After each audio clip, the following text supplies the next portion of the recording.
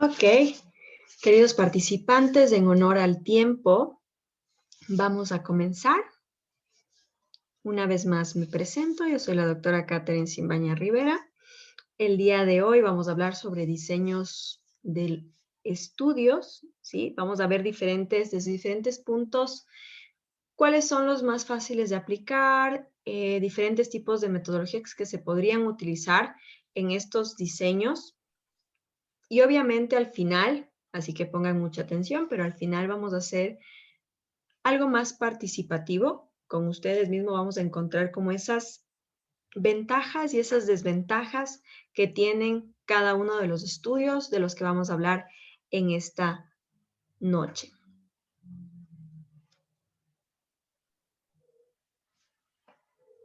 ¿Estamos? Ok.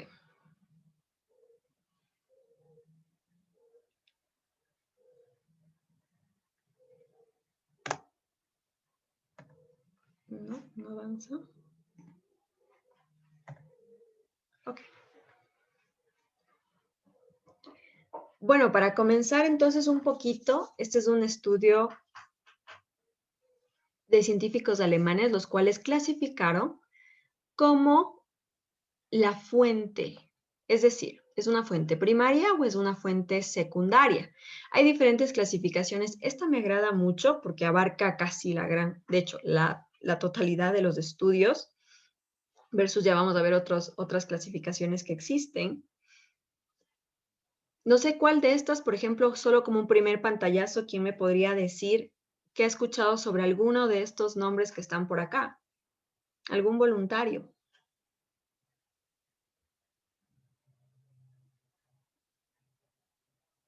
No todos a la vez.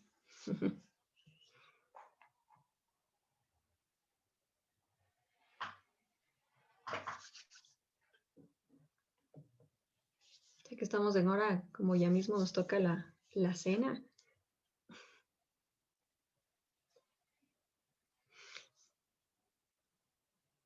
Esta clasificación de primaria y secundaria me parece importante porque en esta primaria, por ejemplo, están divididas en tres grandes grupos. Un grupo que casi nosotros como médicos no estamos tan familiarizados, que son este estudio de, por acá como para señalarnos un poquito.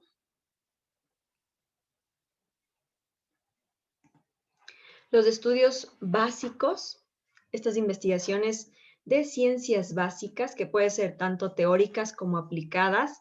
Acá, por ejemplo, están los estudios en animales, los estudios celulares, los estudios bioquímicos, los estudios genéticos, estudios de, por ejemplo, testear, que acuerdan que habíamos hablado en la clase anterior sobre esto de la drosófila, ¿sí? La drosófila melanogaster, que se le estaba testeando diferentes fármacos como tratamiento de un cáncer en específico. Esto es básicamente todo lo que se abarca en este tipo de investigaciones. Ahora bien, este tipo de investigaciones, claro está que nosotros no estamos tan familiarizados o a veces en la carrera no nos ponen mucho de estos estudios porque ya nos van netamente a los estudios de por acá, ¿sí? Ya los resultados finales. Sí son un poquito complejos algunos de estos de entender, pero con un poquito de práctica bastante sencillos a la final. Luego están estos estudios clínicos los cuales nos dividen en experimentales y observacionales, que esta es como que la clasificación más grande que tenemos, que no le voy a ahondar ahora un poco. Vamos a verlo más en detalle a continuación. Pero esto de las fases, yo creo que todos estamos familiarizados. Fase 1, fase 2, fase 3, fase 4, al menos ahora en tiempos de pandemia, pues bueno, se entiende y se escucha bastantísimo estos términos. O los observacionales, que son básicamente, como dice, en observación, en descripción de un tipo en específico de enfermedad o de problema que queramos encontrar una solución. Ahora, los estudios epidemiológicos también se dividen en experimental y observacional. Ahora, este experimental sí es un poquito más difícil de realizar. Son estudios, por ejemplo, que se ocupan en grupos. se hace una intervención a un grupo en específico. Por ejemplo, si una población yo le enseño a lavarse bien las manos, pues vamos a disminuir la prevalencia de los waterborne disease, por ejemplo, que son estas enfermedades transmisibles por el agua. O si yo les enseño a hervir y a lavarse bien las manitos antes y después de comer, antes y después de irse al baño, pues yo puedo como que disminuir esta carga. Ahora, los observacionales como tal, y acá estamos casi la gran mayoría de los que podemos hacer desde ahora como estudiantes, sí, podemos realizar todos estos que están aquí, que los vamos a ver con mayor detalle a continuación. Y los estudios secundarios, estos grandes estudios, los estudios que tienen un impacto mayor, por ejemplo, los metaanálisis, que son análisis cuantitativos de X o Y recopilación de artículos sobre diferentes temas o diferentes tratamientos para una enfermedad en específico, versus las revisiones, que pueden ser revisiones de literatura o revisiones sistemáticas o simplemente una narrativa sobre un tema que esté justo en auge. Esto también lo vamos a ver un poquito después. Ahora, la direccionalidad. Esto es importante y es uno de los términos que ustedes más se van a encontrar, el famoso término retrospectivo y prospectivo, que esto es pan nuestro de cada día, siempre estas palabritas. Lo importante es entender, a ver, retrospectivo va desde un efecto, ¿sí?, hacia una causa, es decir, yo quiero, digamos, retrospectivo, aquí me invento el cáncer de pulmón. Entonces yo tengo aquí el cáncer de pulmón y acá tengo el tabaco. Entonces yo sé yo quiero saber si es que el tabaco influye en el cáncer de pulmón. Claro está que ya lo sabemos, pero es como para ejemplificar esto de el retrospectivo, que va del efecto, es decir, de la consecuencia a la causa, a cuáles fueron estos factores de riesgo. Y como acá dice, se remonta hacia hechos anteriores. Factores de riesgo en palabras más técnicas. Y los famosos prospectivos, estos prospectivos, como dicen, su línea de tiempo hacia adelante. En estos, en cambio, buscamos si esta causa podría incurrir en el efecto. No es ético, pero voy a ponerlo el ejemplo así como para que se entienda. Yo le hago fumar a un grupo de personas 10 tabacos al día y a otro grupo de personas un tabaco. Entonces, valoro en los dos, en base a este factor de riesgo que es el tabaco, valoro si se produjo o no cáncer de pulmón en 10, en 15, en 20, en 50 años después. ¿Sí? A esto nos vamos con el prospectivo. Va de la causa al efecto, es decir, pretende, como dice acá, pretende avanzar hacia el futuro. Tratar como un poquito de predecir o de determinar si es que nuestro factor de riesgo va a producir o no la enfermedad. Estos términos están entendidos, ¿verdad? Que a partir de esto vamos a hablar un poquito más a detalle, más a fondo, más adelante. Ok, ahora los diseños de estudios como tal. Si ya entendimos entonces esto de retrospectivo, prospectivo, pues ahora vamos con los estudios que se subdividen, ¿se acuerdan como vimos en el mapita este? Si yo experimento o no, si yo intervengo o no. Si, por ejemplo, según la intervención del investigador, se van a clasificar en dos ámbitos. Uno, que no va a requerir experimentar, y otro que sí va a requerir experimentar. En los que no requieren experimentar, es decir, no vamos a actuar sobre o no vamos a manipular la variable independiente, es decir, la causa, se los conoce como observacionales. Y como ven la imagen, netamente se dedica a observar, como dice el nombre, a describir, a ir anotando todo aquello que está recopilando en cierta forma el estudio del que queremos.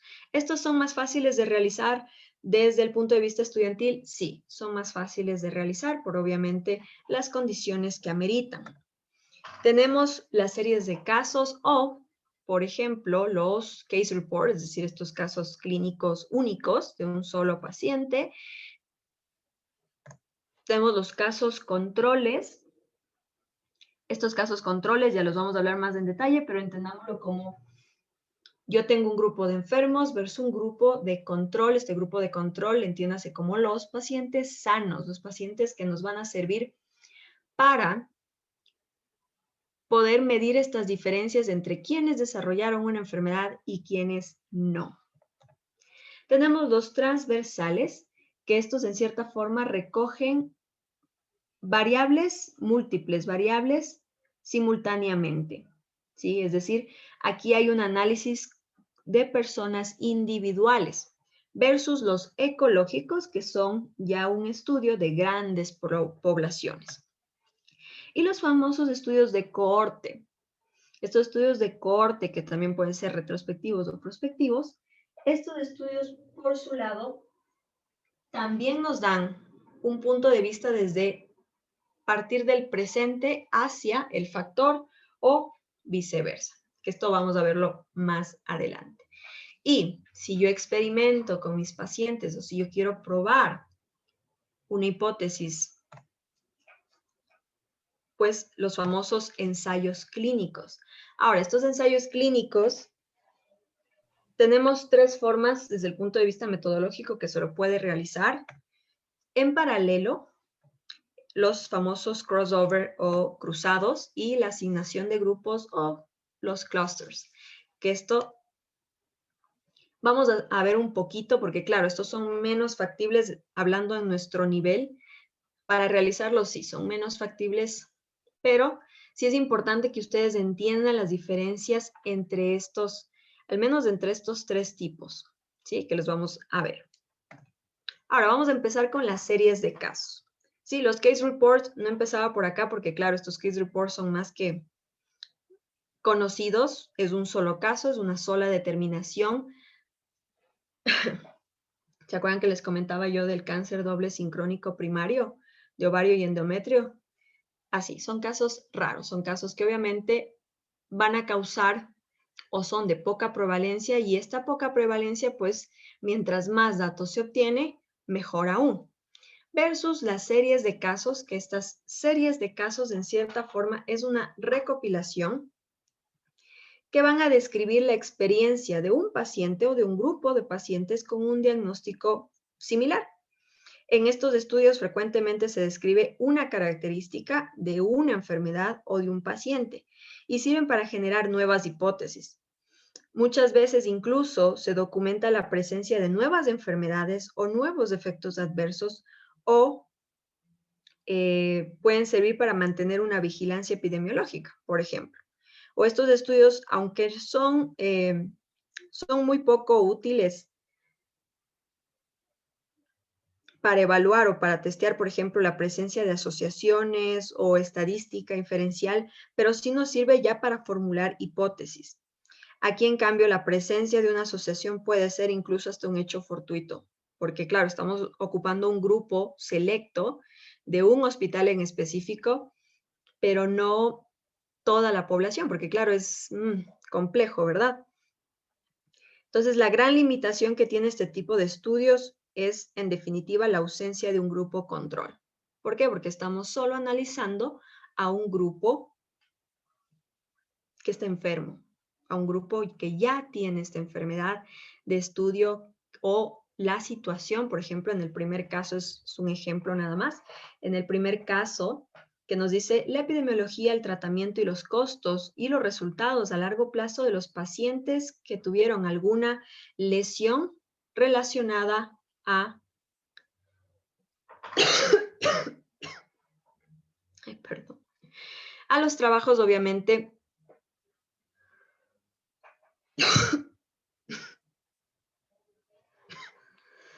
Disculpen.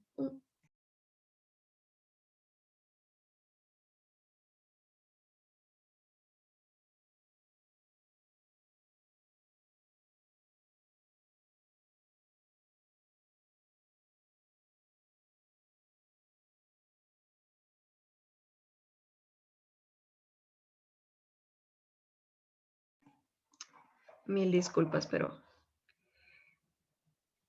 esta tos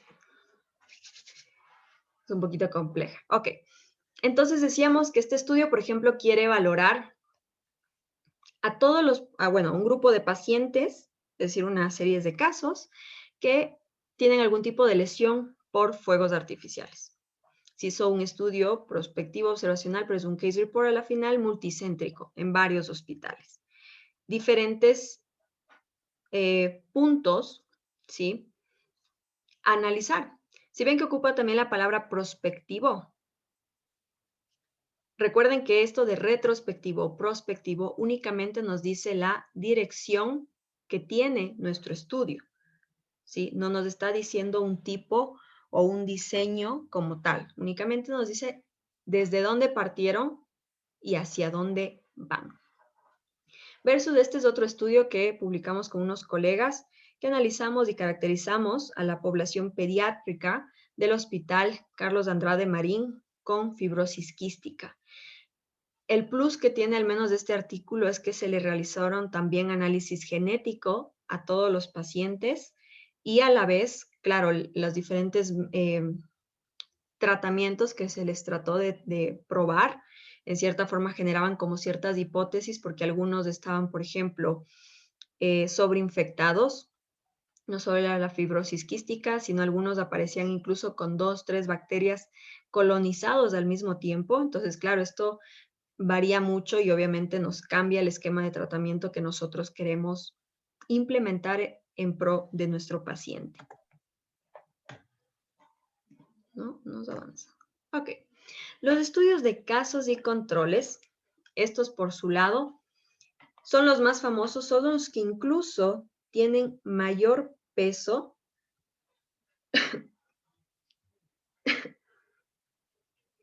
Estos, por ejemplo, yo tengo el investigador que está ubicado en un lugar del tiempo específico. Aquí hablamos como que está ubicado en el presente y se basa en dos grandes grupos. Un grupo llamado casos, es decir, los que tienen la enfermedad, y un grupo conocido como control, es decir, los que no tienen la enfermedad, ¿sí? Eso nos dice la ausencia de la enfermedad. Ahora, si yo tengo estos dos grupos, pues bueno, quiero saber dentro de este grupo de los enfermos quiénes estuvieron expuestos, digamos, el mismo ejemplo del cáncer de pulmón. ¿Por qué tomo este ejemplo? Porque es bastante gráfico entender esto de la asociación del tabaco con el cáncer pulmonar. Ahora, tengo aquí el cáncer de pulmón. Pues bueno, quiero saber quiénes fumaron 10 cajetillas al día, quiénes fumaron una cajetilla al día, quienes no fumaron absolutamente nada, o en el grupo control, es decir, los que no tienen cáncer pulmonar, quiénes fumaron, cuánto fumaron y quiénes no fumaron.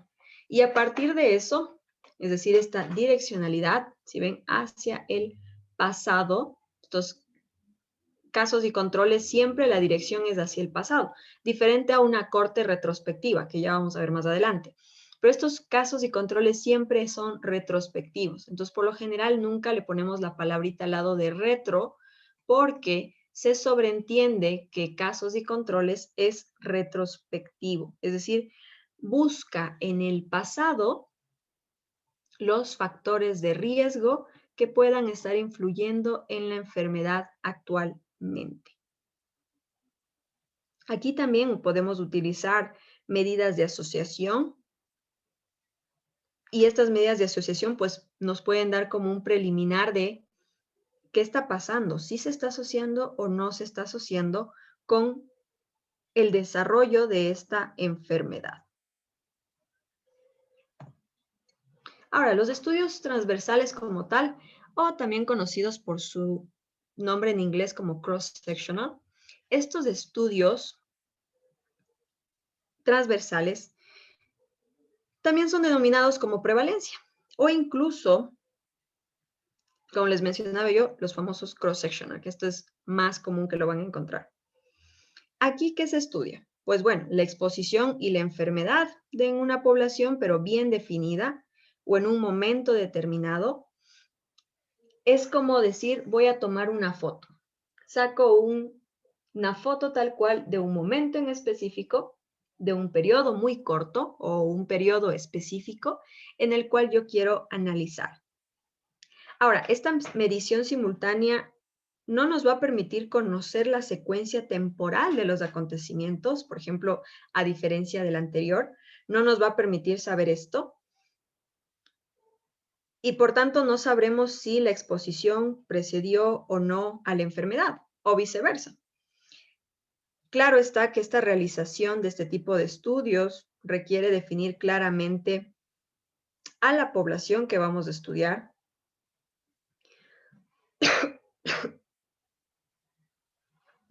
Y esta población que queremos nosotros tomar como referencia, debemos tratar de entender qué resultados queremos. Por ejemplo, queremos describir la prevalencia, describir la incidencia, describir como en este artículo en la parte inferior, en el cual describimos las características sociodemográficas, epidemiológicas y clínicas de los pacientes con COVID-19 al principio de la pandemia en Ecuador.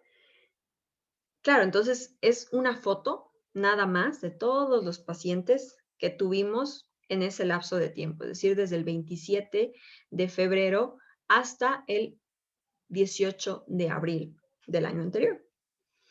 O, por ejemplo, también las más conocidas como cross-sectional son las famosas encuestas. Y aquí es la facilidad que como estudiante se puede realizar. Por ejemplo, esta fue una encuesta en la cual quisimos valorar y comprender un poquito más cuáles son las percepciones y las actitudes que tienen los médicos hacia nuestro sistema de salud pública mediante un cuestionario. Facilito. Se le implementa este cuestionario. Claro, es un cuestionario que puede ser de manera presencial, ¿sí? O lo podemos realizar ahora por motivos de pandemia, pues bueno, por vía online. Claro está que en algún momento ustedes me preguntaban cómo poder retirar o quitar un poquito este sesgo que nos causa las encuestas online.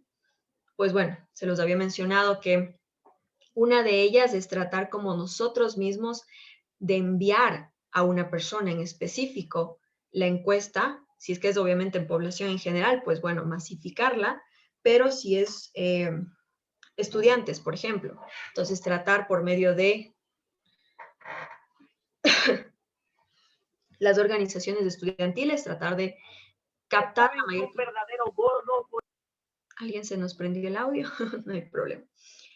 Entonces, tratar de captar a la población en específico que queremos en base a un problema en específico. Si ya buscas un tema, me invento, el paciente que se trata con metformina de un centro de salud en específico, pero sabes que son pacientes adultos mayores y que no controlan muy bien esto de la tecnología o de las encuestas online, pues claro, nos va a tocar hacerlo de manera presencial. Es decir, definan muy bien la población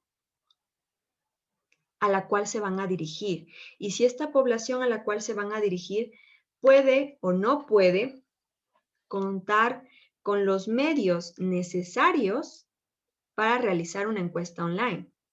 ¿Sí? Esto es muy importante. Recuerden al menos, este dato es súper importante. Por ejemplo, en este estudio de acá, nosotros quisimos valorar igual la ansiedad y la depresión mediante test de estas enfermedades en pacientes con sospecha o con confirmación de COVID-19 en el Ecuador. Tuvimos el apoyo del Ministerio de Salud Pública, el cual nos facilitó la base de datos de los pacientes, los pacientes que literal fueron los primeros 9,000 casos, en los cuales sí se les estaba haciendo como este seguimiento epidemiológico. Luego, pues, lamentablemente se disminuyó este control, pero en los primeros pacientes sí se lo realizó, entonces sí teníamos, por ejemplo, correos o números telefónicos, entonces se los iba haciendo casi de manera personalizada, nos ayudaron varios estudiantes, de hecho, para esto. Y claro, aquí, por ejemplo, una de las limitaciones que nosotros pusimos en el estudio fue que no se tomaba en cuenta a la población con recursos económicos bajos. ¿Por qué? Porque al ser una encuesta online, pues entendemos que no todo el mundo tiene acceso a este tipo de recursos. Entonces, claro, aquí un poquito como sería esta parte de la limitación. No es un sesgo, pero sí es una limitación del estudio. Que esto es muy importante también ustedes que lo pongan cuando tienen estos tipos de, depende, ¿no? Una enfermedad en específico que sabes que abarca múltiples niveles socioeconómicos, pues es mejor recalcar en tus limitaciones que solo estás obteniendo una muestra de personas, obviamente, que tienen acceso a este tipo de recursos. Ahora, los estudios ecológicos. Estos estudios ecológicos o de correlación, que son de igual manera observacionales, son descriptivos de ciertas características, es decir, en esto se estudia la salud en un contexto ambiental, por eso se lo conoce como ecológicos. Yo hablo de un contexto ambiental, es decir, hablo de la salud de un grupo. No hablo de la salud de una sola persona, de un solo individuo, sino del grupo en total, de la población en general. No hablo tampoco solo de, perdón, un ratito voy a tomar agüita.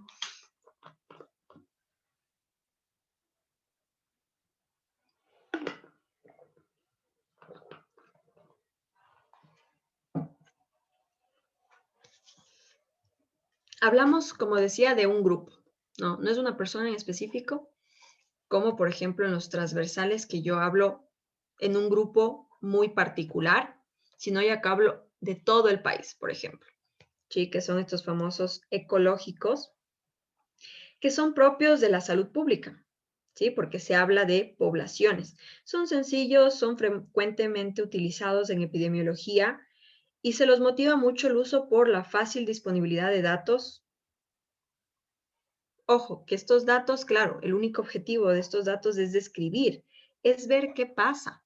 Ahora, no nos sirve para lanzar conjeturas. Estos estudios ecológicos no te están demostrando ninguna hipótesis, no te ponen una particularidad en específico, ¿sí? Es simple y llanamente que estos estudios ecológicos te sirven para un preliminar, es decir, como para buscar o dar un primer pantallazo de cómo se está comportando cierta enfermedad en nuestro país, si hay más en la costa, si hay más en la sierra, si hay más en Pichincha, si hay más en Zamora Chinchipe, eh, buscar un punto en específico y yo, mediante esta información que obtengo en estos tipos de estudios, pues puedo tomar medidas de salud pública y decir, si es que yo tengo más cáncer de tiroides o más diabetes en, me invento, Morona Santiago,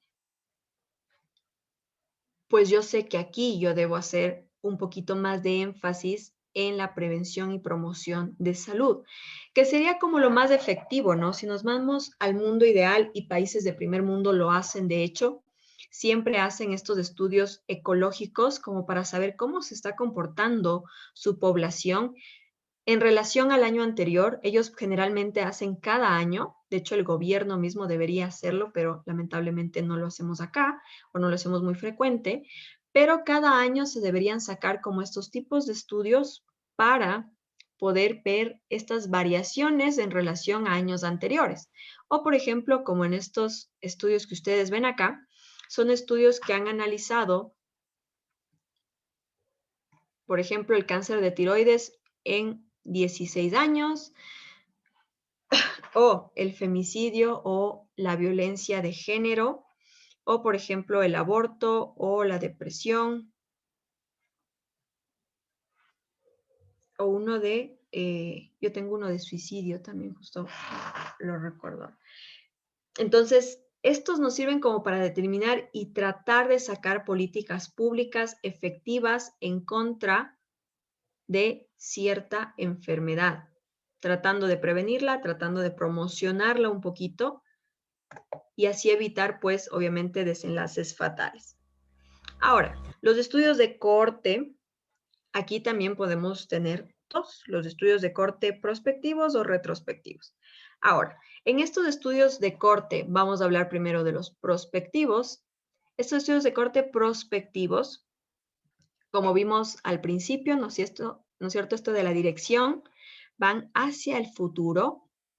Los prospectivos nos hablan del futuro o quieren encontrar ese futuro, ¿sí? Aquí el investigador está en el presente. Este investigador que está en el presente, pues va a evaluar dos poblaciones. Una población expuesta a este factor de riesgo, ¿sí? O que no están expuestas. Es decir, estos sí están expuestos y estos no están expuestos.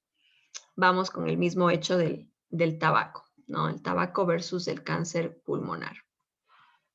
Ahora, yo quiero exponer a estos pacientes o yo sé que estos pacientes son consumidores muy frecuentes de tabaco, aproximadamente 1 o 2 cajetillas al día o 3 cajetillas al día, versus los pacientes que me dicen que hasta odian el tabaco. Entonces digo, ok, los que me dicen que odian el tabaco serían mi grupo excelente para ser como no expuestos. Y en estos quiero ver hacia el futuro. ¿Qué les pasa? Si desarrollan o no desarrollan la enfermedad dependiendo si tienen la exposición, y si no tienen la exposición puede ser que desarrollen la enfermedad. Esto, por ejemplo, los pacientes que no están expuestos al factor de riesgo y presentan la enfermedad son por factores genéticos, o los que si no está expuesto, pues obviamente no va a presentar la enfermedad. Entonces entendamos como que aquí podemos sacar medidas de asociación más precisas entre la causa y el efecto. Es decir, un estudio de corte, que obviamente por eso ahora se conoce tanto como factor de riesgo el tabaquismo para el cáncer pulmonar. Fue el primer estudio de corte en el cual se tomó en cuenta a estos pacientes, no es que se les indujo a fumar, ¿sí? Sino simplemente se les discriminaba con su hábito del tabaco para poder medir este tipo de asociaciones. Entonces, si un estudio de corte prospectivo ya me dice que sí, realmente es un factor de riesgo, es decir, se ha encontrado la asociación entre la causa y el efecto, pues más que seguro, 100% de seguridad, que es así. Este es uno de los estudios observacionales que más peso tiene a nivel de evidencia. Dentro de los estudios observacionales, ojo que estoy mencionando que es dentro de los de observacionales. Si hay cualquier pregunta, dudas, me interrumpen nomás, no hay problema, ¿sí? O, por ejemplo, los estudios de corte retrospectivo. Estos de corte retrospectivo son similares a los de casos y controles porque es un grupo igualmente de enfermedad que se le va a valorar si tuvo o no la exposición previamente. Es decir, vamos hacia acá, ¿sí? De igual manera en el retrospectivo, en el corte retrospectivo. Si el grupo con la enfermedad, como decíamos, si tuvo o no la exposición previamente, y otro grupo con la enfermedad mismo, en la que se le evalúa si tuvo o no la exposición. Ahora, este estudio, el de corte retrospectivo, es muy poco útil como tal, porque lo habitual es que empiece como una corte retrospectiva y luego otra vez se retome a prospectivo, con el objetivo de ser una fuente cuyas conclusiones son más contundentes, tienen más peso desde el punto de vista clínico. Ahora, los famosos ensayos clínicos, y acá, pues bueno, ustedes son más que conocedores, los famosos preclínicos, que decimos que son estos estudios en animales, en los cuales se encuentra por high throughput screening primero una molécula en específico, luego se encuentra un hit compound, que es esta molécula, cómo funciona químicamente, sus relaciones, cómo va a interaccionar, ya se hacen como estudios en animales para determinar el famoso ADME, ¿sí? La absorción, distribución, metabolismo y excreción. Y en cierta forma también nos sirve estos preclínicos para valorar la toxicidad. Aquí sí a los ratoncitos se les expone a veces a dosis muy altas, con el objetivo de tratar de testear un poquito a cuál sería la dosis que nos va a producir un efecto tóxico o un efecto teratogénico de un fármaco en específico. La fase 1 como tal, esta es una fase con participantes completamente sanitos, voluntarios, en el cual varias bibliografías, pues bueno, unos dicen 10 a 30 personas, otros dicen 20 a 100 personas, pues claro, esto varía mucho, no solo de la literatura, sino también de la enfermedad que se está probando. Por ejemplo, si es una enfermedad de baja prevalencia, pues bueno, el número de participantes va a ser menor. Versus una enfermedad de alta prevalencia, en el cual el número de participantes debe ser mayor. Ahora, en esta primera fase vamos a encontrar la dosis que más se tolera, ¿sí? El famoso ADME, ya aquí hacemos la distinción cómo fue en los ratoncitos y si efectivamente en el humano está haciendo de manera similar. En la fase 2, en cambio, ya tenemos más pacientes. Aquí, por ejemplo, lo que se trata siempre en estos participantes es que sean pacientes con la enfermedad, pero sin comorbilidades. Es decir, pacientes como que muy, muy, muy selectivos. Si yo quiero diabetes, pues no debe tener asociación con hipertensión, sino solo diabetes. Eso es en la fase 2. ¿Qué le diferencia a la fase 3? La fase 3, aparte de la, como ustedes ven en la gráfica, una de las diferencias más claras es el número de personas, ¿sí? Que acá son de 100 a 300 y de 1000 a 3000, o incluso algunos nos dicen solo más de 100. Aparte del número, es que en la fase 3 puede ser el ideal. Pacientes que tengan la enfermedad y a su vez que tengan comorbilidades. Es decir, ya el mundo más real posible.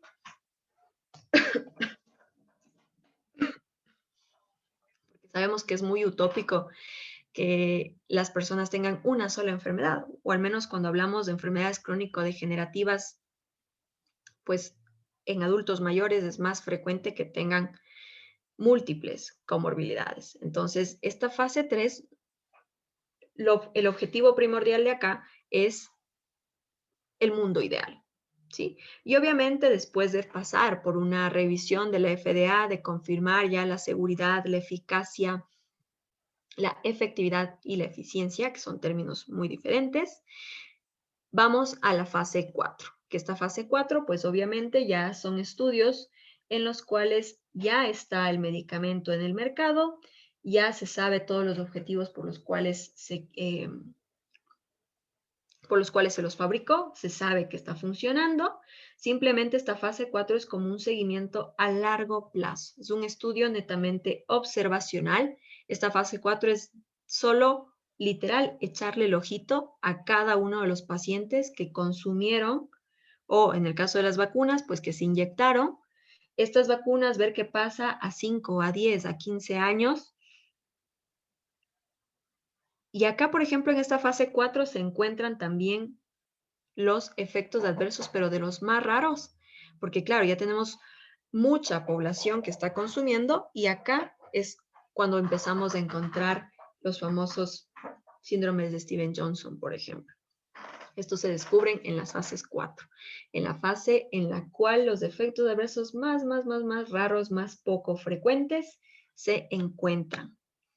Ahora, como para no hacerles muy largo el cuento, ¿sí? Porque obviamente son estudios que, si bien los traigo a colación, pero son estudios que no los podemos realizar desde nuestro nivel en el que estamos. Algún día quizás el Ecuador se potencie como un ente para realizar ensayos clínicos. Veamos si esto de la vacuna china que se va a aprobar nos da como una primera pauta. Si bien empezaron con el pie izquierdo porque no hubo una aprobación de un comité de ética local, pero bueno, veamos cómo nos va y que esto obviamente nos sirva como un pequeño inicio, un gran paso para nuestro país para la realización de ensayos clínicos.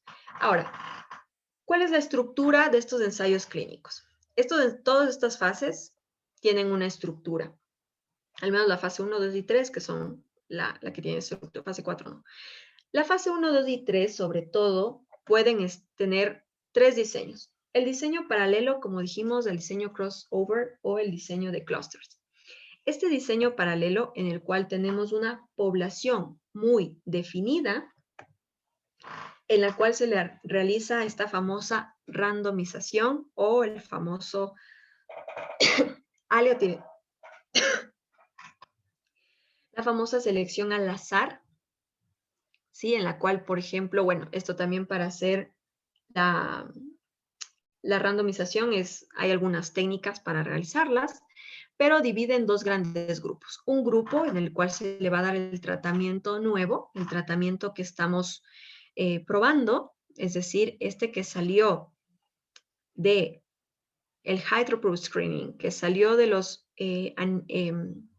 estudios en animales, los estudios biomédicos.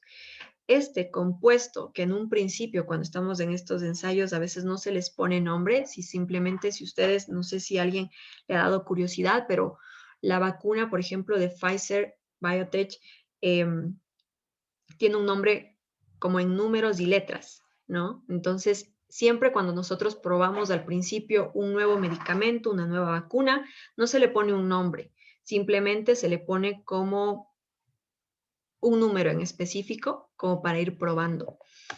Entonces, ¿qué valoramos en este diseño en paralelo? Yo tomo los dos grupos al mismo tiempo. Un grupo, por ejemplo, este grupo del tratamiento nuevo, y al mismo tiempo me selecciono otro grupo de tratamiento actual, es decir, un tratamiento que ya sabemos que ha tenido evidencia a lo largo de los años y que ha servido de maravilla. Este, por ejemplo, se trata para enfermedades que aún siguen en estudio.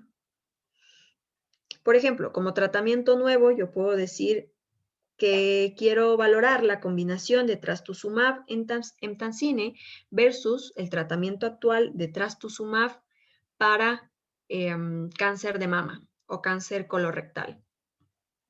Entonces, mi tratamiento nuevo en cierta forma es otra molécula muy diferente al trastuzumab solo.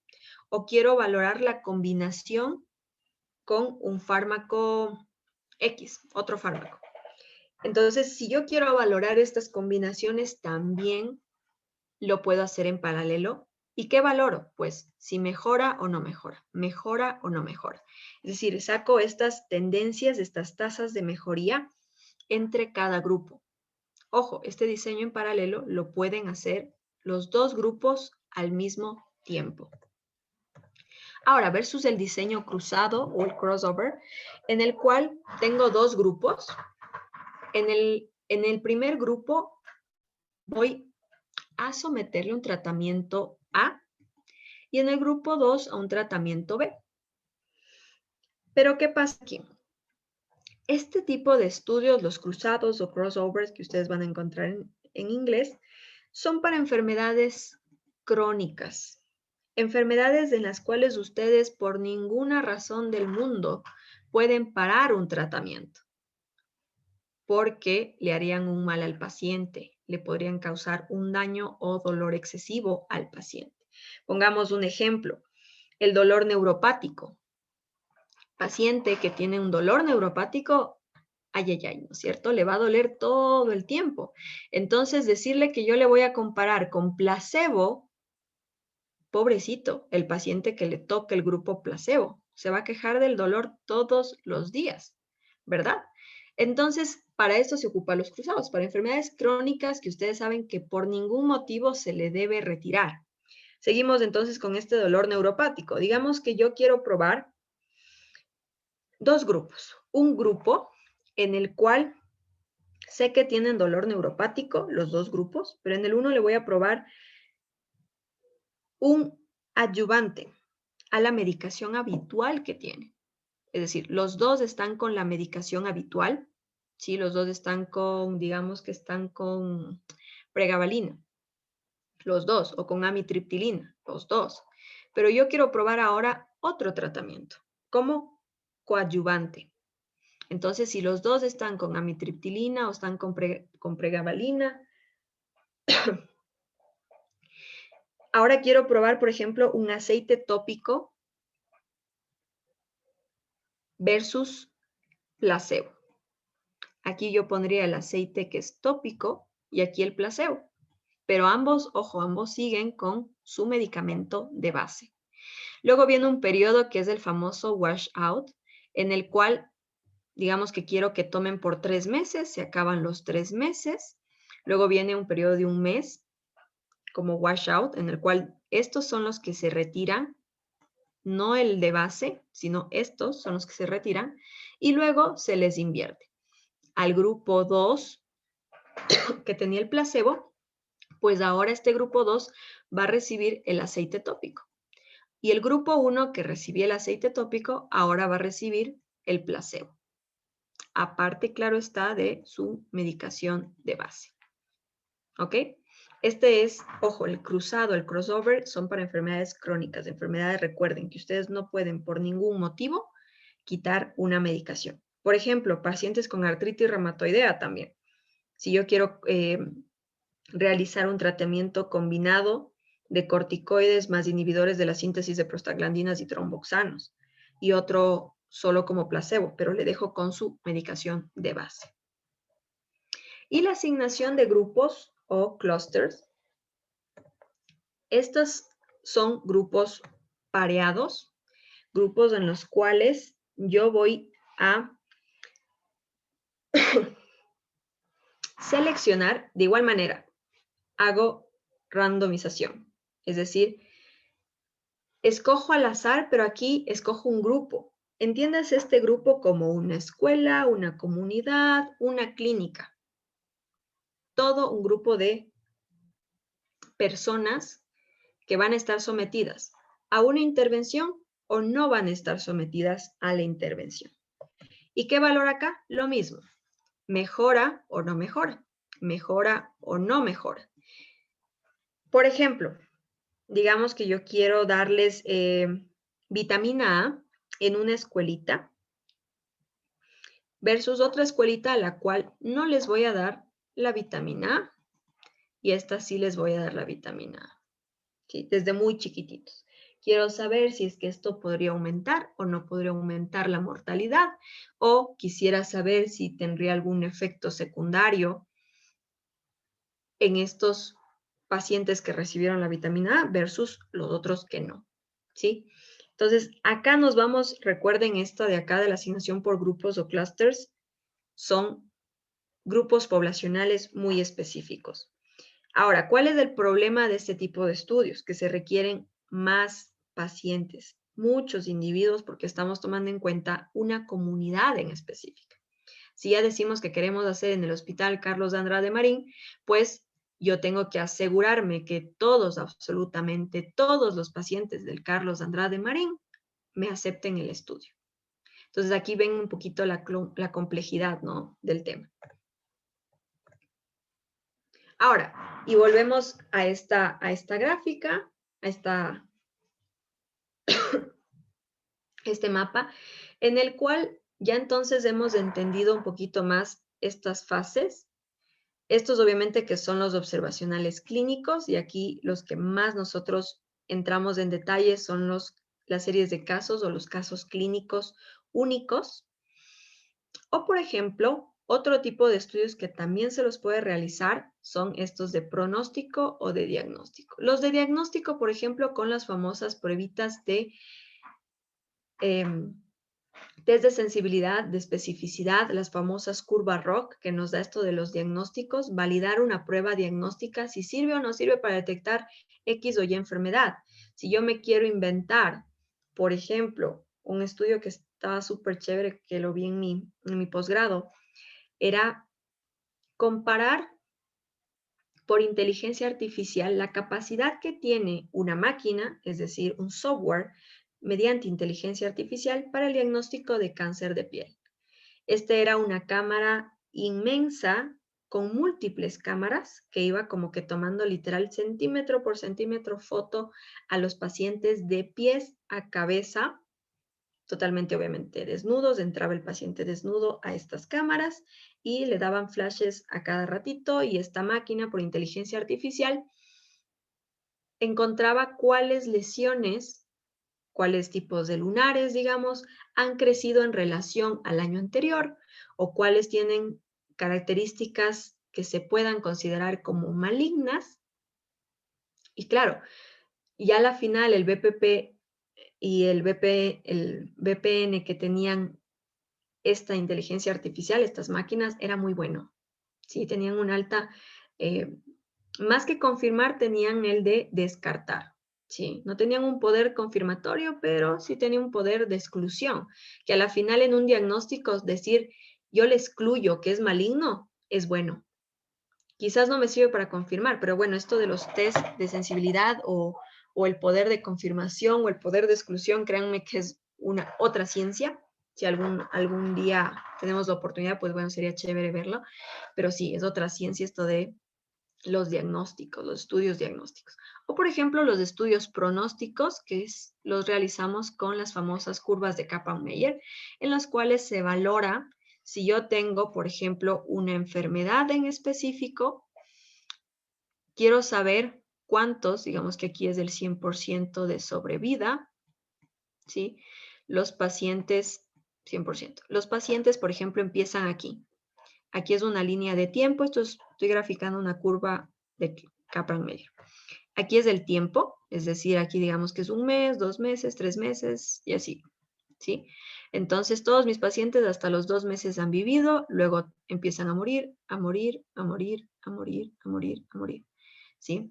Digamos con el tratamiento A versus el tratamiento B, en los cuales todos empiezan en el 100% y este sigue, sigue, sigue.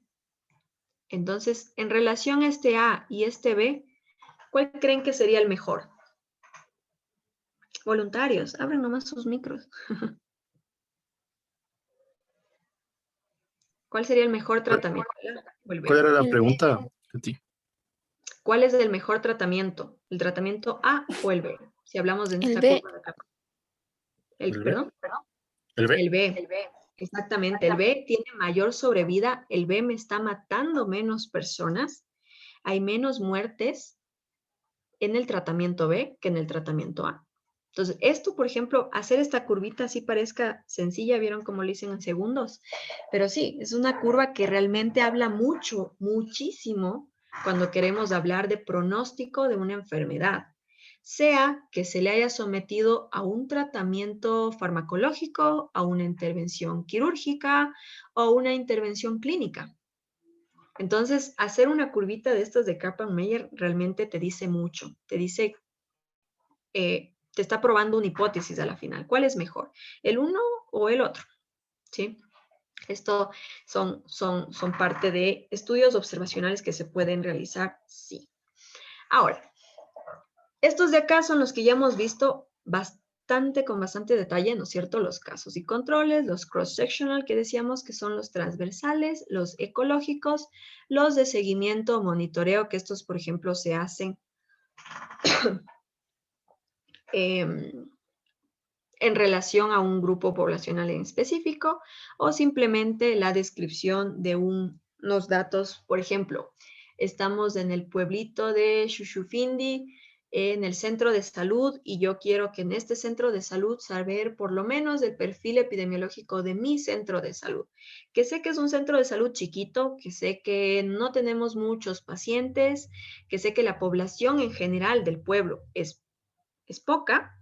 Entonces, pero igual, o sea, yo sé que tengo los datos de mi pueblito y sé que puedo por lo menos describir esos datos y saber qué hay en esos datos, ¿sí? Y pues en los otros tipos de estudios, como decíamos, estos secundarios, que acá, por ejemplo, también son un poco más, bueno, los metaanálisis sí son más complejos. Acá estamos hablando del famoso Cochrane, que esto todos al menos hemos escuchado, creo, alguna vez estos famosos metaanálisis de Cochrane, que son como los más estandarizados, y Cochrane lo dice, pues es cierto, es como la pauta esa comercial de, como si es Bayer, es bueno. Entonces, si es Cochrane, es bueno, tal cual. ¿No? Entonces, todo metaanálisis que tú veas que tiene como fuente Cochrane, pues no hay otra que decir, sí, realmente esto es 100% verificado.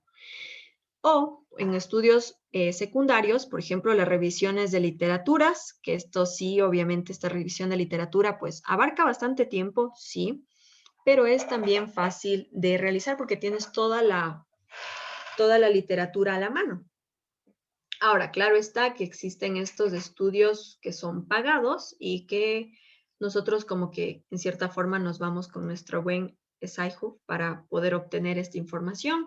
Realmente yo soy partidaria, por ejemplo, también de Sci-Hub porque en cierta forma la ciencia no debería estar limitada o no debería estar con un precio como para acceder, ¿sí? La ciencia debería ser universal, todos deberíamos tener acceso a información reciente. Y claro, pues bueno, aquí es un poquito también el tema, y esto yo creo que lo abordarán un poco en esto, ustedes van a tener una clase de publicaciones, cuáles son estas de Open Access, si el autor paga o no paga por publicar, que esto depende mucho. Por ejemplo, la gran mayoría, los que ustedes encuentran, aquí voy a adelantar un poquito, lo que ustedes encuentran como Open Access, el autor, es decir, los investigadores son los que pagan por que ustedes accedan a esa información de manera libre, totalmente gratuita. El investigador es quienes pagamos para que sea obviamente de acceso libre. Y hay ciertas revistas que en cambio no son pagadas, tú puedes, claro, publicar, pero ellos cobran por suscripciones. Entonces, bueno, aquí depende mucho las revistas. Hay infinidad de revistas, hasta las predatorias, que no tienen ni afiliación ni a la pandilla. Entonces, bueno, esto creo que lo verán más a detalle en el proceso de publicación. Entonces vamos ahora sí a la parte más interactiva y lo que quiero ir desarrollando con ustedes, ¿sí? Esta parte sí me gustaría que prendan nomás sus micros. Aspectos positivos o tomémoslo como ventajas y limitaciones como desventajas de los que sabemos que podemos realizar nosotros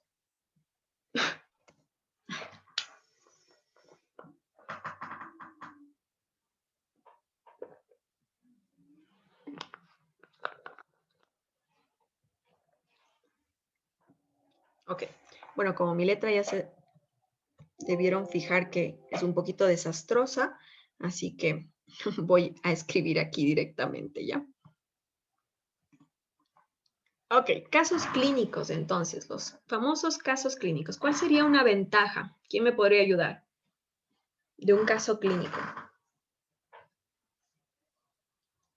Voluntarios.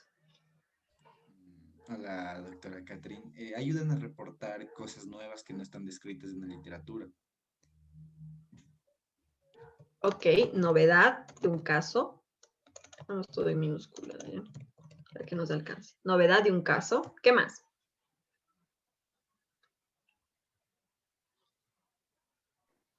Sí, en cuanto a investigación también que es como accesible porque no se necesita mucho, o sea, no se necesita mucho presupuesto, creo. Exacto, accesible. Sí, bueno, solo pasar por el Factible. comité factible. Accesible en cuanto al acceso al dato, ¿no? A la historia clínica, por ejemplo. Y factible, claro, ya es el hecho de la realización posterior, después de haber obtenido la historia clínica, pues ahora sí, cuán factible es que yo lo escriba y que yo lo publique. ¿Qué más?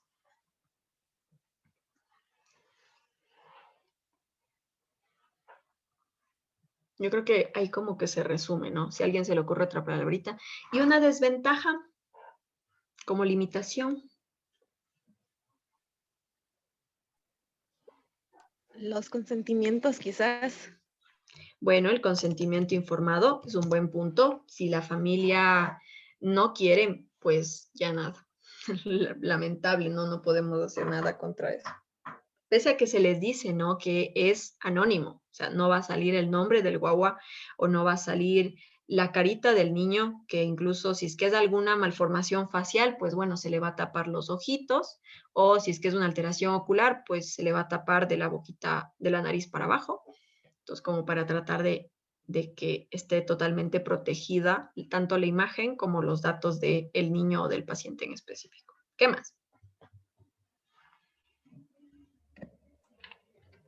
No sirven para la toma de decisiones en realidad. Ok. No para la toma de decisiones. claro, recuerden que es un solo caso clínico, ¿no? Entonces, si es que justo le estaban probando, invento, algún merjurje para X o Y circunstancia, por ejemplo, con lo de esto del dióxido de cloro, que, ay, Dios mío, pero bueno, me sacaba un poquito de quicio, pero decían que ya teníamos algunos casos clínicos comprobados. A ver, ratito, ¿no? O sea, que le sirva a una persona y que justo esta persona no haya tenido ningún efecto e incluso la evidencia, entre comillas, que presentaba este grupo defensor del dióxido de cloro, no especificaba la dosis, no especificaba cuántos ml se tomaban. Entonces, claro, si a mí me faltan datos, pues, ¿cómo tomo decisiones? ¿Qué más? La falta de este grupo control que mencionamos. Bueno, sí, claro, no hay un grupo control porque obviamente es un solo casito, una sola persona, uno solo. No control. Ok, en las series de casos, ¿cuál sería un aspecto positivo?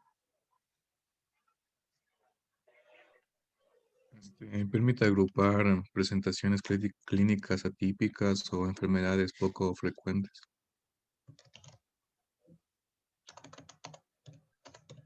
Infrecuentes, ¿no? Patologías que son muy específicas y que queremos obviamente encontrar algún detallito muy claro, sea que varió en su tratamiento, sea que varió en su presentación clínica o el desarrollo pudo ser por alguna fuente en específico, una intoxicación, cosas así. Es decir, tratando de buscar algo que nos llame la atención, pero de un grupo, ¿no? Un grupo de personas. ¿Qué más?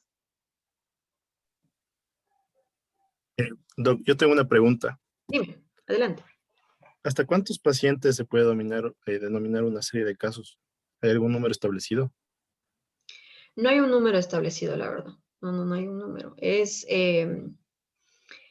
Bueno, obviamente si ya tomas 1000, 2000, 3000, 4000, 5000, pues bueno, obviamente ya nos cambia el término, pero si tú no tienes un grupo control, sigue siendo una serie de casos.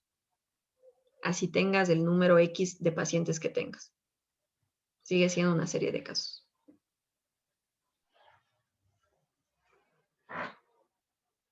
¿Qué más?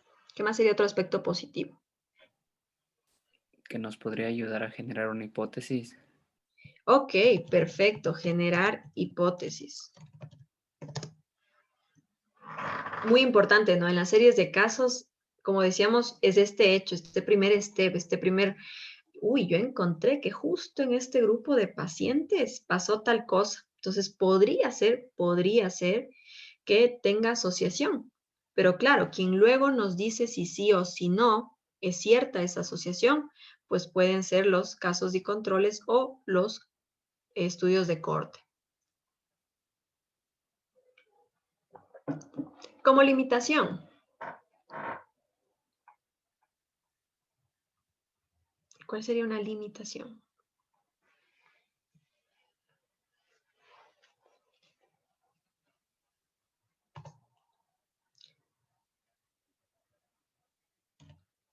De nuevo, el consentimiento informado.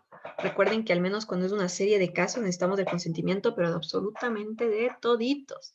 Si quiero 100, de los 100. Si quiero 50, de los 50. De todos, absolutamente de todos. Entonces sí, aquí el consentimiento informado sí puede ser una limitación un poquito que nos acepten todos. Por ejemplo, en este estudio que yo les dije que realizamos de fibrosis quística, 2 mamitas no quisieron que sus huevitos estén en el estudio. Y eso que teníamos todos los datos, hasta los genéticos. O sea, literal fue una inversión bastante fuerte de dinero que se hizo y no quisieron a la final.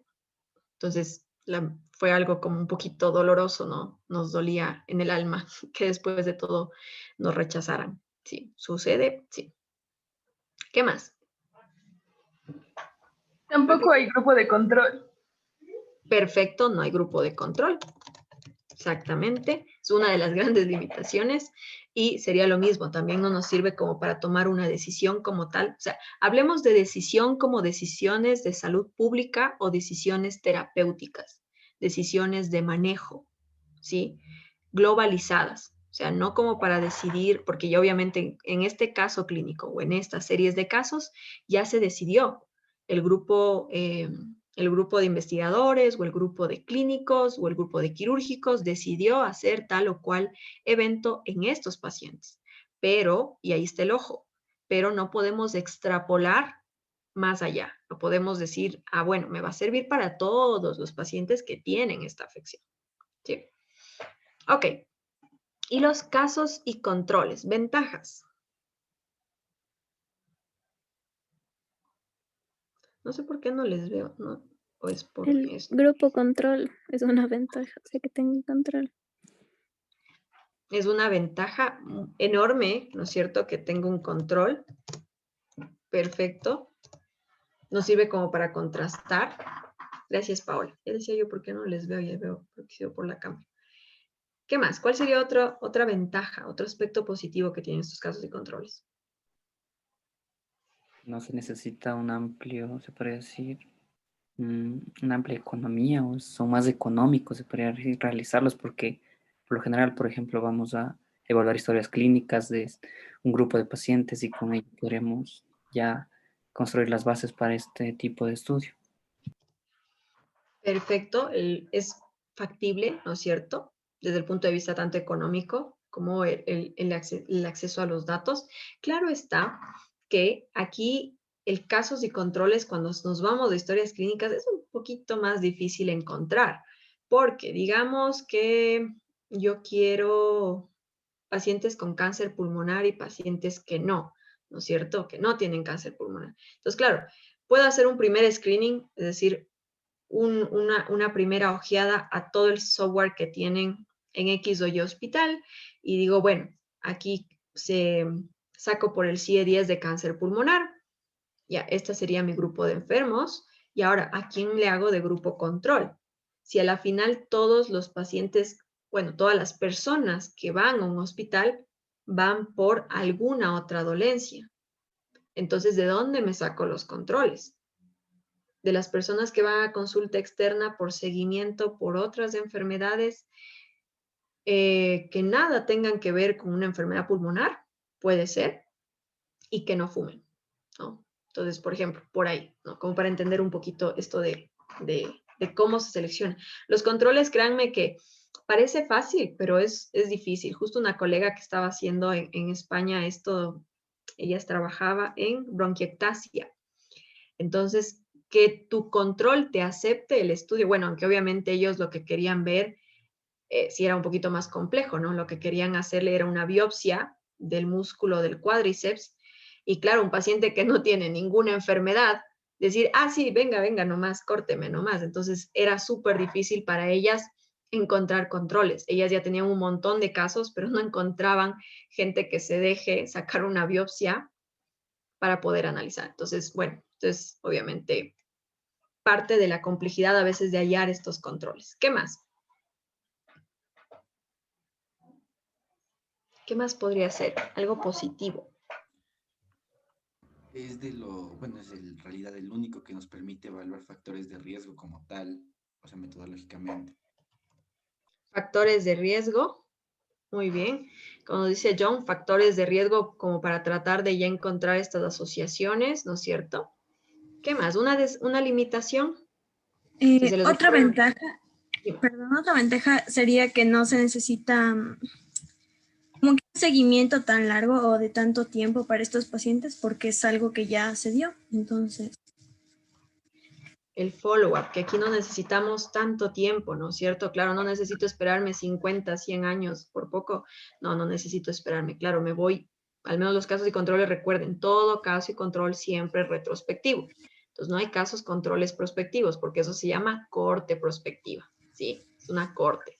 No son casos y control. Todo caso y control es retrospectivo. Entonces, aquí no hay follow-up. ¿Qué más? ¿Les ocurre alguna más? Gracias, Fer. No hay follow-up. Y desventajas. Podría ser, Dime. perdón, Katy. Otra podría ser que es súper bueno los casos y controles cuando la incidencia de la enfermedad es baja. Perfecto. Incidencias bajas o infrecuentes, ¿no es cierto? También súper bueno. ¿Qué más? ¿Qué se nos ocurre? Si ven cómo vamos sacando esta lluvia de ideas, eso me gustaba, que como que entre todos armar este mapita estaba bueno. Si nos ocurre algo, me interrumpen, no hay problema.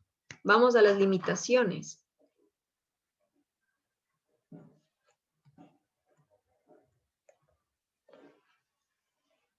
No se nos ocurren limitaciones.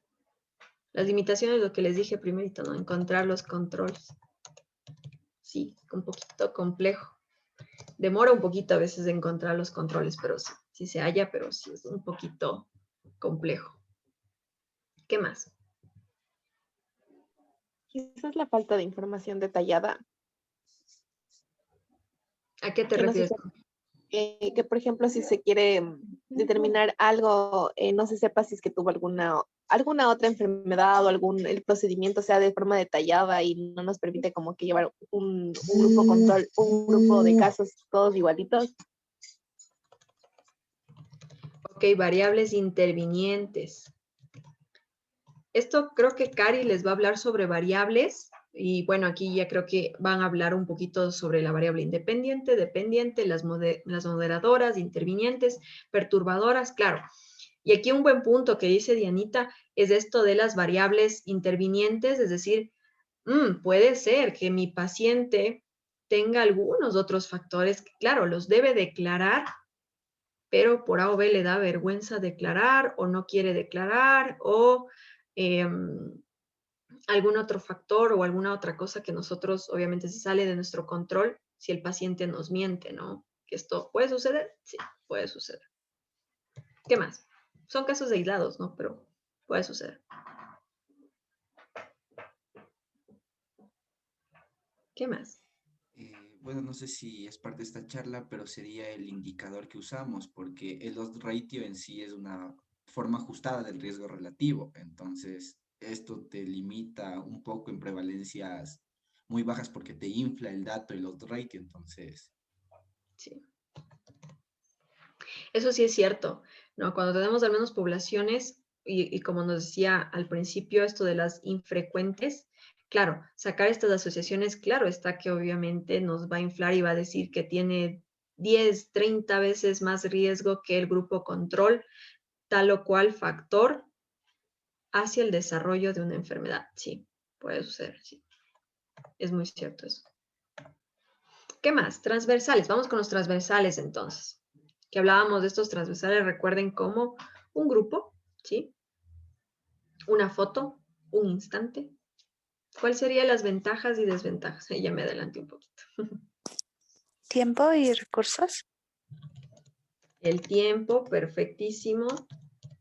El tiempo, recursos sobre todo, ¿no es cierto? Las famosas encuestas, como son encuestas, pues bueno, y al menos online, que hay algunas, hay Google Forms, que esta es de acceso libre, hay otras, por ejemplo, que son pagadas, pero como que te dan un poquito más de herramientas, ¿sí? Pero si tienes algo libre, algo de acceso libre, pues hay que explotarlo, ¿verdad? Tiempo, recursos, ¿qué más? De ventajas o de desventajas.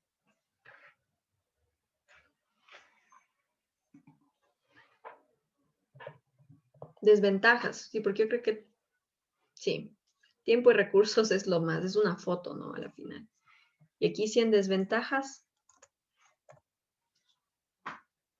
Puede tener datos no tan fiables. la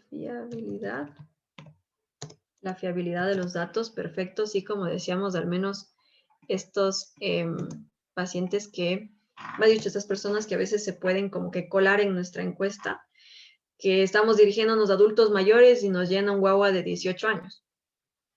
Así, puede suceder. ¿Qué más? ¿Qué más podría ser? El sesgo que se puede producir. El sesgo evidente que se puede producir, perfecto. ¿Qué más como desventajas, como limitaciones? bueno, creo que entraría como aspecto positivo y limitación, ya que un transversal te permite generar una hipótesis. Por ejemplo, si encuentras que encuentras que tus pacientes con cáncer consumían alta sal, alto consumo de sal, entonces dices, por aquí tengo una hipótesis, pero a la vez es una limitación porque no vas a poder decir, entonces el consumir sal desarrolla cáncer. Entonces te juega de las dos formas. Exactamente, sí, puede jugarnos en contra. Además que los transversales como tal no se enfocan en determinar un factor de riesgo, ¿no? O sea, no hablamos por ahí del determinar un factor de riesgo como tal, pero sí. Catherine, perdón que te moleste. Yo Dime, creo que, Esteban. o sea, podría ser dependiendo a qué te enfoques, si solamente es descriptivo o si es analítico, ¿no es cierto? Porque si solo es Ya, descriptivo, no podrías, o sea, no podría establecer un factor de riesgo con odds, por ejemplo. En ujú. cambio, con un analítico ya podrías eh, como que ya aventurarte a hacer una hipótesis. Entiendo. Y gracias Esteban por la acotación, porque claro, otra de las subclasificaciones que tenemos es estos de descriptivos puros y netos versus los analíticos. Que claro, este descriptivo puro y neto, que en el cual podemos valorar prevalencias, incidencias, porcentajes, se presenta en el 30% en la población ecuatoriana X o Y enfermedad, versus los analíticos en los cuales se está tratando de probar una hipótesis de manera estadística. Es decir, aquí la famosa bioestadística, que esto igual van a recibir un poquito en este mismo curso.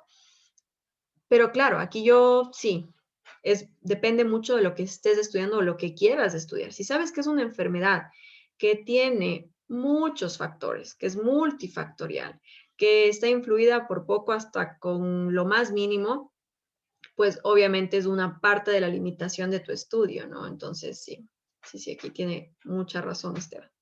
¿Qué más? Yo creo que ahí, ¿no? ¿O creen que falta alguna otra cosita? En estos habilidad, sesgo, tiempo, recursos.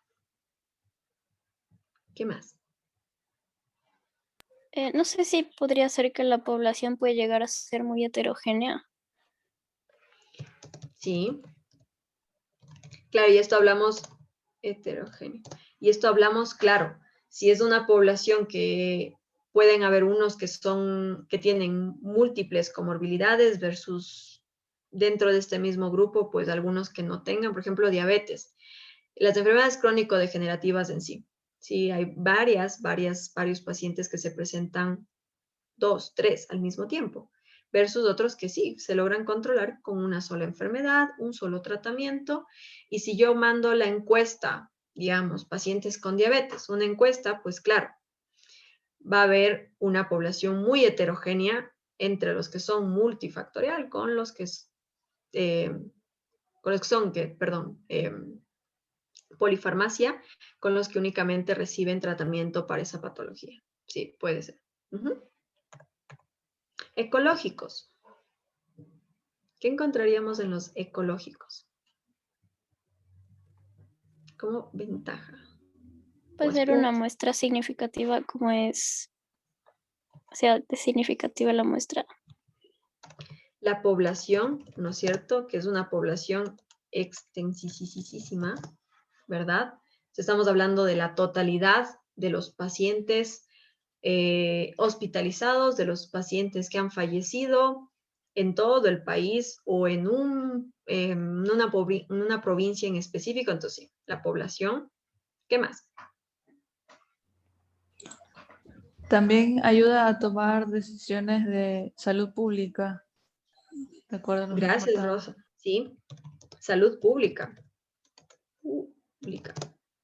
Exactamente, al menos los ecológicos decíamos que es este primer pantallazo que desde el punto de vista epidemiológico y de salud pública son totalmente útiles para la toma de decisiones desde diferentes ámbitos, ¿no? Tanto como prevención, promoción, como diagnóstico oportuno o como un tratamiento eventual. ¿Qué más? Pública.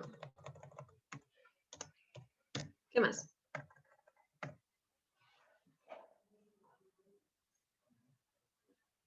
¿Desventajas? La ¿Qué no gran le cantidad de datos que se necesita. O sea, el análisis tan grande que se tiene que hacer, creo, no sé. Bueno, a ver, Pau creo que sí, como que más le hablas a la totalidad de datos, ¿no? Y en esa parte, bueno, ahí hago una acotación. Por ejemplo, yo manejo las bases de datos y justo está John por aquí, que también es parte de mi team que hacemos estos estudios ecológicos. Y cuando uno le coge como que este tino de cómo hacer estos manejos de bases de datos, se hacen así, pero así. Porque sí, se hacen en softwares de análisis de datos, pero masificado, ¿no? Entonces, por ejemplo, los datos de egresos hospitalarios, por ejemplo, son alrededor de 100 millones de datos. Entonces, claro está que yo no voy a poder analizar uno por uno, porque son 100 millones de datos. Entonces, para eso son los softwares estadísticos, que en este caso, el que yo ocupo al menos es el SPSS. Es pagado, claro está, esto, bueno, a nosotros nos da la licencia a la universidad, pero también hay otros softwares estadísticos como EpiInfo, Epidata, que son de acceso libre, ¿no? Entonces, estos te ayudan muchísimo y gracias, Pau, por la acotación, porque sí, es cierto, pero esto lo van a ver, Lenin les va a dar esto, no, yo también creo que les voy a dar, sí, yo les voy a dar también lo de bases de datos, pero Lenin les va a hablar sobre esto de bioestadística. Entonces, aquí es un poquito es cómo juegan estos softwares. Hay una versión libre y de hecho Lenin les va a pasar el link libre de SPSS. O sea, es una licencia gratuita que les va a servir toda la vida. Sí, también, así que no se pierdan esa charla porque ahí sé que Lenin les va a pasar ese link del SPSS totalmente gratuito, la última versión. Y este es un plus, ¿no? Porque en cierta forma, este software te analiza, pues, estos millones de datos, sí, te logran trabajar. Entonces, aquí como datos, realmente esto de los datos le pondría yo, bueno, es parte de la población, le pondría yo como una ventaja. Pero claro, es una ventaja si tienes el software. Aquí le pondría yo como software. Bueno, también es ventaja y desventaja, ¿no? Porque, bueno, aunque decimos que también hay el software libre, ¿no? O puede ser que justo le encuentres solo la versión paga y claro, se vuelve una desventaja. ¿Qué más? No permiten demostrar ninguna hipótesis. De hecho, dan la primera, más que demostrar, claro, no demuestra hipótesis, no comprueba hipótesis. No comprueba hipótesis, pero sí plantea hipótesis. También estos ecológicos, al menos cuando se los toma desde diferentes aristas, sí pueden plantear hipótesis y en base a estas hipótesis se vuelven a los de acá, a las series de casos o a los casos controles o a las cortes. Doc, yo tengo una pregunta. Dime, Esteban. ¿Cuál sería la medida de asociación para un ecológico? Porque, o sea, si solo nos vamos a una prevalencia, es solo la prevalencia, pero si usted me habla de hipótesis, si hablamos de hipótesis, por ejemplo, tendría que ver por ahí, podemos hacer aquí también notes, podemos Por medir ejemplo, factores de riesgo. factores de riesgo como tal, no se hace factores de riesgo, se hace asociación, el famoso Ok, chi. ok, solo chino, ¿cierto?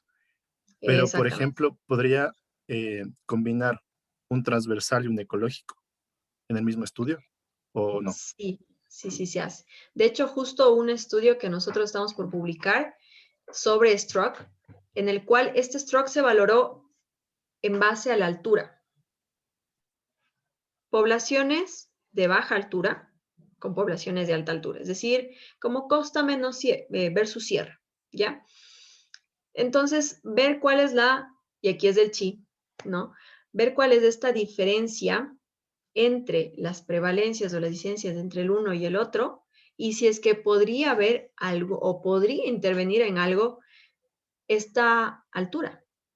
O, por ejemplo, un estudio que también estamos por publicar, bueno, de hecho ya lo enviamos a revista y ya está en proceso de revisión por pares, en los cuales nosotros, creo que les comenté la semana anterior, valoramos y comparamos cómo fue la evolución clínica de los pacientes que estuvieron hospitalizados en UCI en la costa versus los que estuvieron hospitalizados en UCI en la sierra. Si algo tiene que ver la altura, o sea, tuvieron el mismo componente, el mismo manejo clínico, el mismo manejo terapéutico, pero hubo o no, o podría haber o no, una influencia de la altura. Hicimos en curso curvas de Kaplan-Meier, en el cual valoramos la altura versus baja altura. Entonces, son datos un poquito interesantes que sí, se los hace a partir de esto también. Se los plantea un poquito por ahí.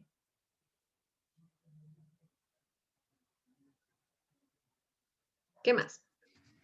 Doctor, algo más que yo sabía con respecto a este tipo de estudios era que se cae mucho en los sesgos de agregación.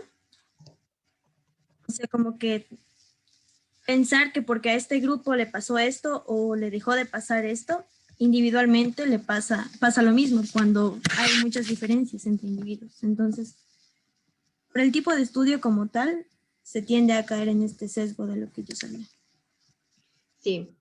Bueno, es que esos son, dependiendo del tipo de enfermedad que tú estás queriendo investigar, ¿no? Enfermedades que tú sabes que quizás tengan un componente genético importante, sabemos pues que todos somos diferentes genéticamente, ¿no? Entonces, claro, ahí me interviene mucho esto y claro, estas peculiaridades sí es importante y claro, ya es parte del sesgo de este tipo de estudios. ¿Qué más?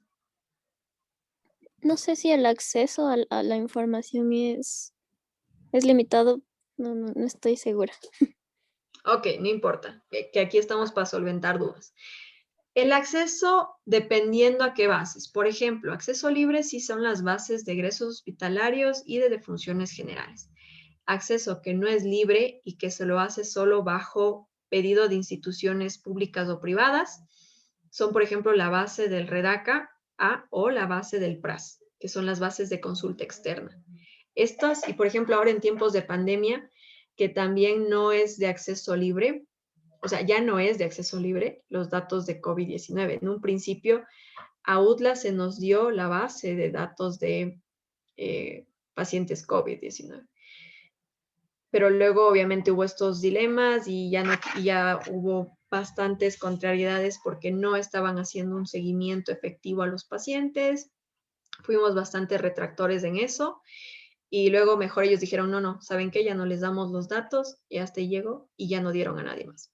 Entonces, los únicos datos que ustedes, por ejemplo, pueden observar son esos datos que saca el COE nacional, pero claro, son ya los datos cuantificados, ¿no? Tanto por ciento en Chimborazo, tanto por ciento, y si hay los números netos, pero sería un trabajo titánico que alguien se ponga a copiar y pegar cada uno de los datos desde que empezó la pandemia hasta ahora.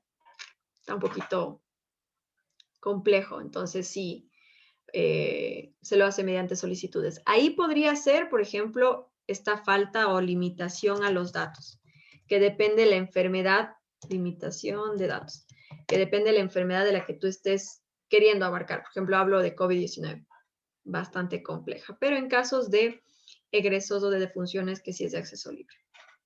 ¿Qué más? Cortes. Cortes, vamos con cortes. Ventajas, aspectos positivos de las cortes.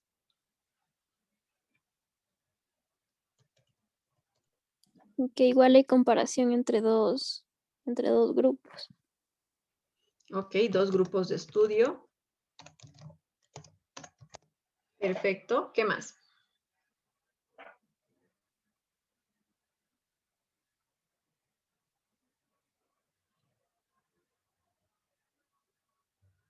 ¿Qué más podría ser? De ventajas. Aquí sí la determinación de factores de riesgo. ¿Qué más? Una ventaja y desventaja es el seguimiento que se tiene que tener. Porque, por ejemplo, como ventaja nos permite determinar, bueno, a tal tiempo de haberse expuesto a tal factor de riesgo, tuvo esta enfermedad o presentó esta enfermedad. Pero ese tiempo puede ser años o menos, pero esa es como que la incertidumbre y esa es la desventaja, a su vez que requiere como que este seguimiento desde la exposición o desde la intervención hasta que se este factor, que a veces uno no puede tener esa certeza de cuándo se va a presentar, pero la ventaja es que sabemos cuándo se presenta porque lo estamos controlando. Exactamente. Muy bien como lo explicó Fer, sí. El seguimiento puede ser pro o puede ser contra, ¿no? Enfermedades que sabemos que después de un efecto que ya se ha analizado o se ha planteado varias hipótesis que el factor de riesgo necesita años y años para el desarrollo de X o Y enfermedad, sí, sería una desventaja, pero a la final cuando se publique ese artículo, pues sería el de mayor peso, ¿no? Imagínense un seguimiento. Por ejemplo, para sacar el estudio de la escala de Framingham, por ejemplo, fue un estudio, un seguimiento por años de los pacientes, solo para nosotros tener la escalita. Entonces, sí, fue un estudio que hasta ahora todo el mundo lo utiliza. ¿Les demoró a los investigadores? Claro que sí les tomó años realizar el seguimiento a los pacientes, pero hasta ahora se la utiliza, ¿no es cierto? Entonces, sí, parte de la ventaja y parte de la desventaja. ¿Qué más? ¿Qué más?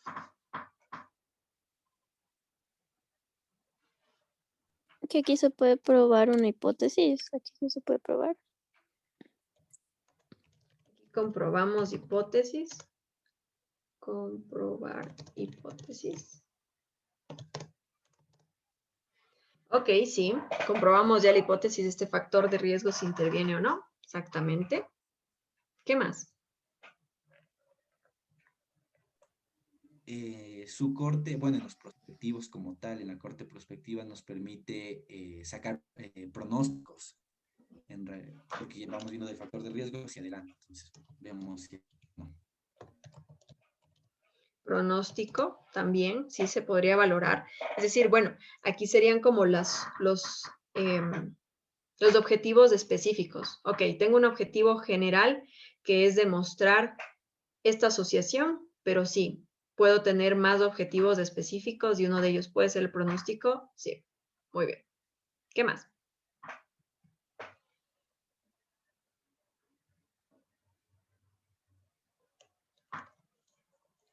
¿Qué más podría ser?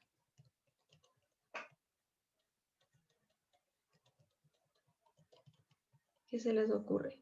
O en desventajas.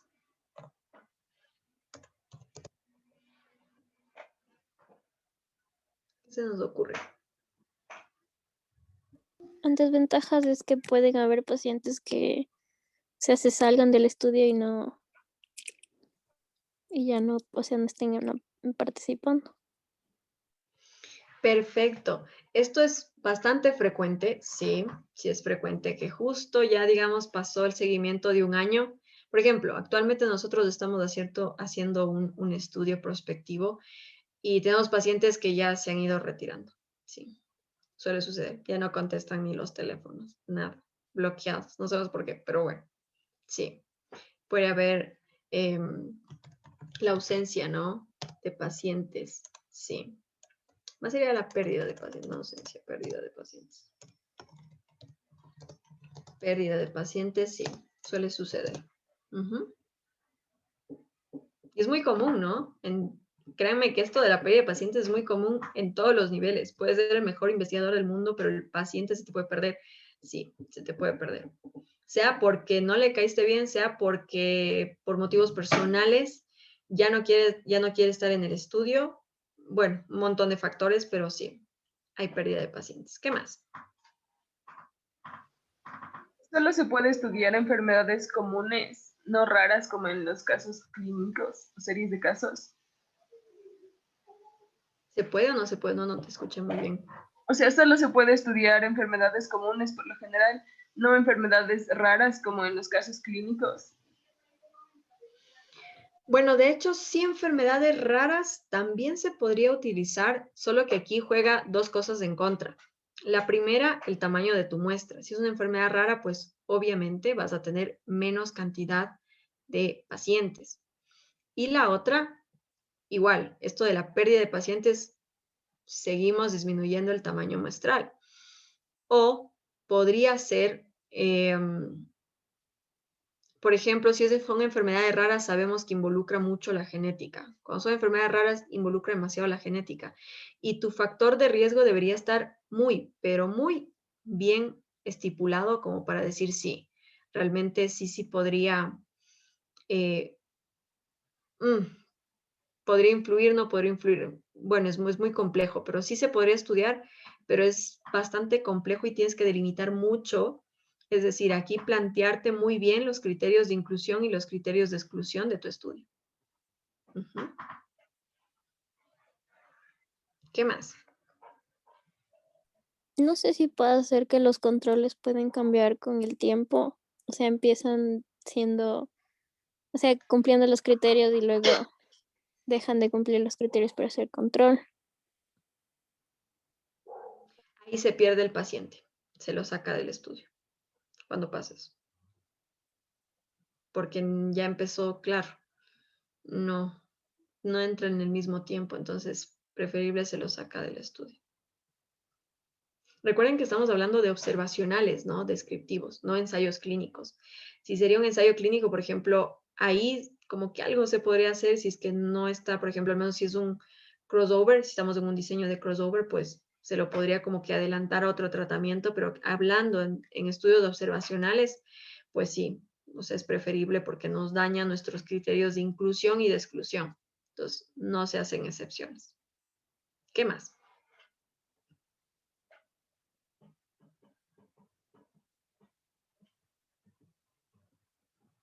¿Qué más podría ser? ¿Qué se les ocurre?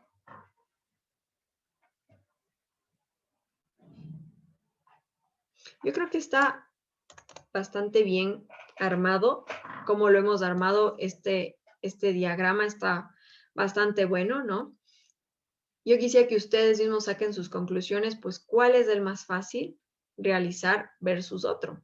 ¿No? Si hablamos al menos en cuanto a permisos, por ejemplo, si hablamos en cuanto a permisos, caso clínico, permiso del paciente. Series de casos, permiso del paciente, permiso de la institución. Bueno, el caso clínico también permiso de la institución. Casos y controles, permiso de los pacientes, bueno, perdón, permiso de la institución. Transversales no necesitas permiso, ecológicos no necesitas permiso. Cohortes, pues eventualmente si necesitamos, aquí también podría jugarnos un poquito en contra esto del consentimiento. Podría jugarnos un poquito en contra también, sí. Pero recuerden que a la final, si bien podría ser un juego en contra, pero el consentimiento informado es la mejor arma que ustedes van a tener, ¿no? Que el paciente ya te haya dicho que acepta, pues Dios le pague, gracias, aceptó el estudio y todos tienen esa aceptación, pero si es que por ahora alguien no quiere, pues bueno, no podemos tampoco obligarlo, así que se retira este paciente. ¿Qué más? Ahora sí, yo creo que con esto hemos terminado, nos quedó lindo el diagrama, ¿no es cierto? Está bastante bien armado, hemos entendido, me da gusto que se haya entendido el punto, los puntos claros que queríamos hablar en esta charla. Y por último, para terminar, pues bueno, les dejo mi correo por aquí, cualquier duda, comentario, sugerencia.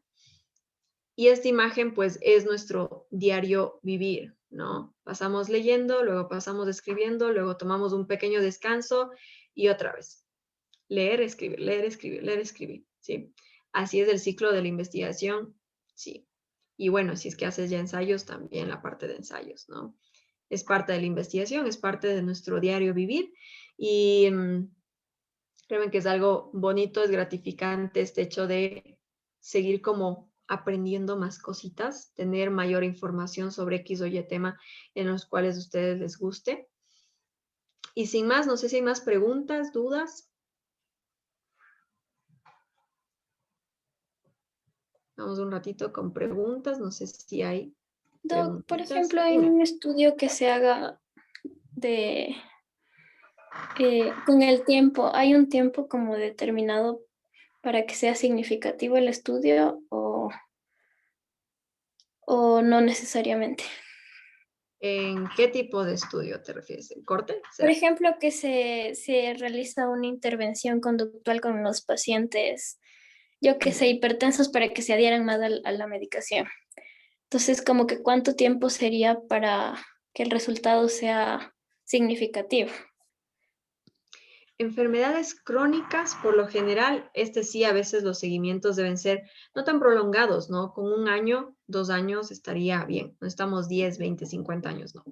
Sí, 1 o 2 años estaría bien. Por lo general, la media siempre que tratamos de ocupar en estos tipos de seguimientos es 1 año, lo mínimo. Bueno, depende mucho de la patología que quieras estudiar, pero sí.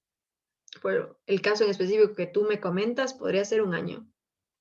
Ujú.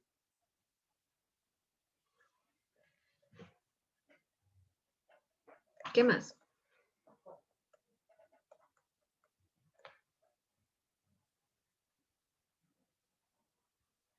¿No hay más dudas? Ok, bueno, si no hay más duditas, muchas gracias por su asistencia. Una vez más, es un gusto compartir con ustedes esta noche.